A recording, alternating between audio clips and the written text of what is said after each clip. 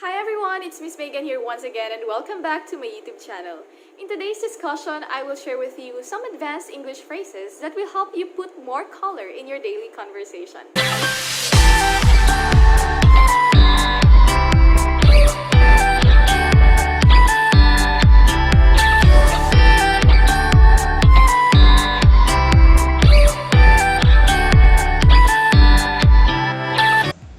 Say what you feel with these phrases. Let's begin with the phrases that you can use to express your happiness. First, we have on cloud nine. You are on a cloud nine when you are very happy. It is actually an expression of great happiness and excitement. As used in a sentence, I was on cloud nine when I learned of my promotion. Oh, how I wish that is true. You may also use like a dog with two tails. Well, you can really see if a dog's happy because it wiggles its tail. Next is full of the joys of spring and happy as Larry. Moreover, when we say on top of the world, it also means the state of happiness. You are on top of the world when something good has happened and you are basking in the warmth of it, enjoying the feeling, letting it sink in. Example sentence, he must be on top of the world as he is getting married to his sweetheart next week.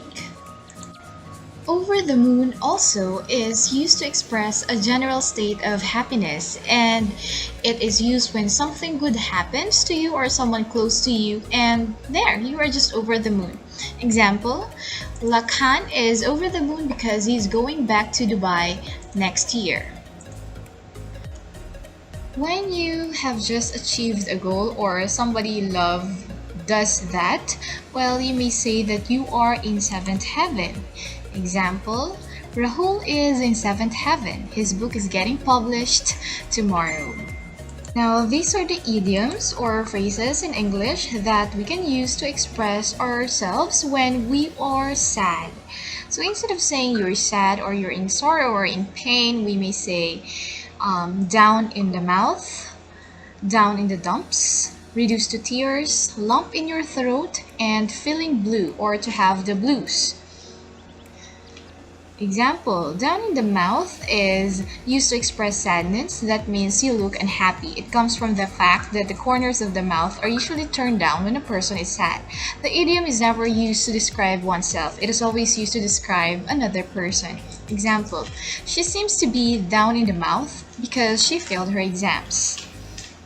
Next, down in the dumps is in contrast to the previous one, and it's not used so much to describe a person's appearance but rather a person's mood or the way they feel. Example is Nina seems to be down in the dumps because she broke up with her boyfriend recently. Next, reduced to tears is an idiom that means to make someone cry or to be so unhappy, and down that you begin to cry. Example sentence, my boss reduced me to tears with his constant criticism today. Next, we also have lump in your throat. Usually when we watch an emotional movie, for example, a drama like Titanic, we get a feeling in our throat that means we're about to cry. We're upset, sad, and we worry about the main characters of the film. Example, his speech was so emotional that I lumped my throat.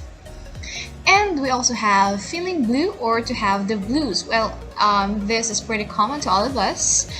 And we may always say that, oh, I'm feeling blue today. That means you're sad. So example is, aside from the one that I mentioned, she has the blues today, or I was feeling blue yesterday. So it's very easy to use that phrase. Let's jump now to the phrases for you to express your anger instead of saying you're just angry or what. So first is bite someone's head off. Well, this means to respond with anger to someone. Example is, I just asked one question to conform his request and my boss bit my head off. And also we have black mood, meaning to be irritable, angry, or depressed. She's scared to ask for a day off as her boss is in a black mood today. And we also have drive up the wall, meaning to annoy or irritate someone. As used in the sentence, we have his constant whining drove me up the wall, so I left. Next, we have phrases to express our fear. And fear is, as we all know, is an unpleasant emotion or thought that you have been or that you have when you are frightened or worried by something dangerous, painful, or bad that is happening or still might happen. The phrase that I suggest you to use is afraid of your own shadow, meaning you are very easily frightened. After reading Dracula, she became afraid of her own shadow. Next, we also have petrified of or terrified of, meaning extremely frightened, especially so that you cannot move or decide what to do. In times of confusion, you may use any of these phrases, like feel out of it, meaning to not feel in a state of one's normal mind. Example, he just woke up from a night of heavy drinking and felt so out of it. You may also try saying puzzle over. That means to think carefully about someone or something for a long time and try to understand them. Usually it is used for assignments, tasks, activities like I puzzled over the assignment for a few days before I decided to ask my professor for clarification. We also have ambivalent about, meaning feeling two different things about someone or something at the same time. For example, that you like them or dislike them.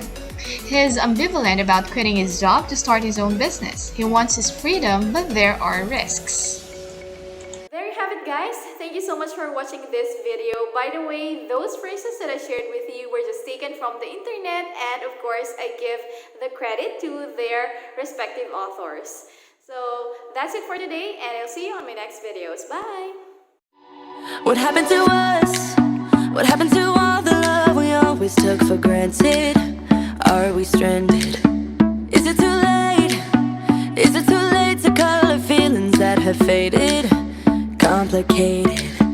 I'm